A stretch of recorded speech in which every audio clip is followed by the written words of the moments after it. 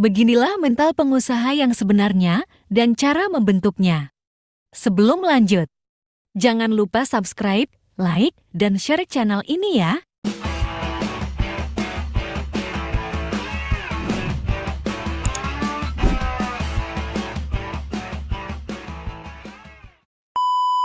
Untuk memulai bisnis, tentu diperlukan sikap yang nantinya sikap tersebut mendukung perjalanan bisnis Anda.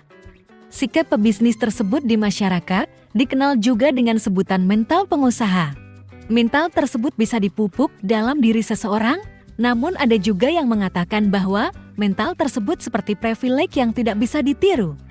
Apapun itu, penting bagi pengusaha untuk belajar banyak hal di dalam bisnis, termasuk dalam hal ini adalah mempelajari sikap bagaimana sebaiknya menjadi seorang pebisnis. Bukankah jika diusahakan maksimal dengan konsekuen, maka mental bisa dirubah? Mental pengusaha dan karyawan.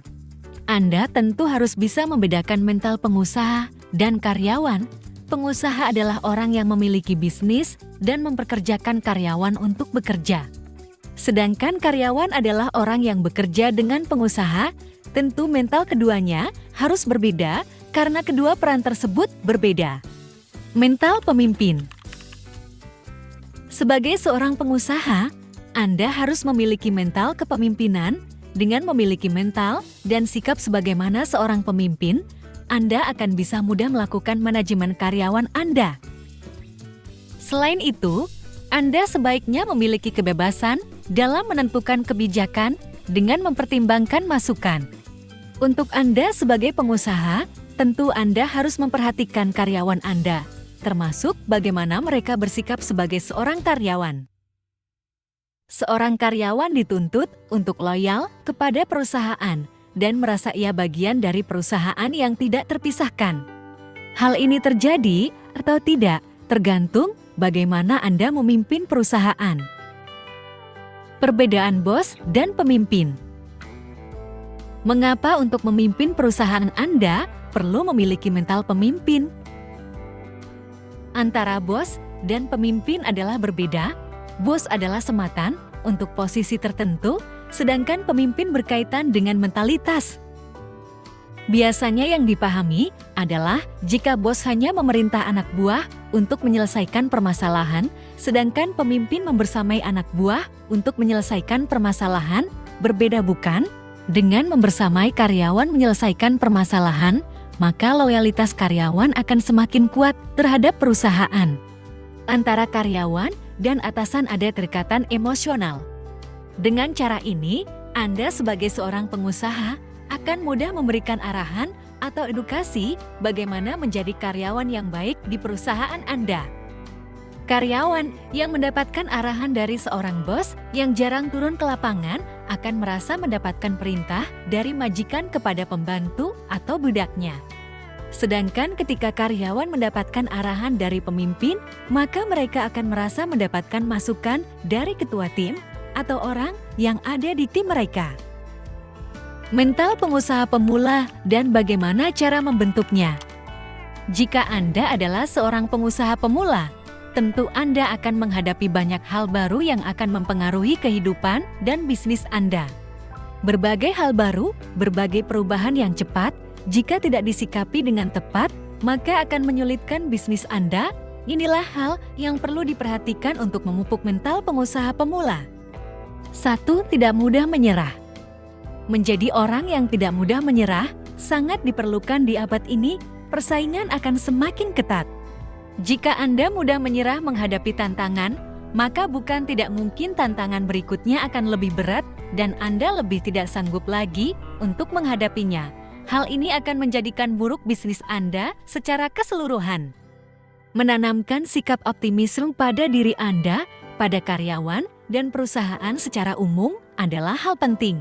Dengan sikap optimis, maka akan selalu ada semangat untuk tetap bekerja menyelesaikan pekerjaan dan mencapai target yang diharapkan. 2. Peka dengan situasi. Seorang pengusaha dituntut untuk peka terhadap situasi yang terjadi, baik itu situasi bisnis internal perusahaan, situasi pasar, dan bahkan situasi sosial sekitarnya. Dengan mempelajari situasi, Anda bisa memberikan kebijakan terbaik untuk perusahaan Anda, termasuk ketika terjadi situasi pandemi, terjadi krisis keuangan, dan bahkan situasi politik yang tidak menentu. Kebijakan yang salah karena kesalahan dalam membaca situasi akan menyebabkan banyak kesia-siaan atau bahkan kerugian. Kita ambil contoh misalnya, ketika Lebaran tahun 2020, banyak pengusaha makanan yang merugi karena mereka terlanjur memproduksi makanan Lebaran dalam jumlah besar. Namun ternyata situasi pandemi mendorong masyarakat memilih tidak untuk berbelanja makanan Lebaran. 3. Inovatif. Saat ini, bisnis telah memasuki era disrupsi, era di mana perubahan akan senantiasa berjalan dan semua dituntut untuk menyesuaikan dengan perubahan besar. Jika Anda tidak melakukan perubahan, maka Anda akan tertinggal jauh di belakang. Selalu ada perubahan di setiap periode waktu. Tuntutan untuk berpikir inovatif tidak bisa dihindarkan. Dengan menggunakan metode bisnis konvensional, maka Anda tidak akan selamat dari ketertinggalan.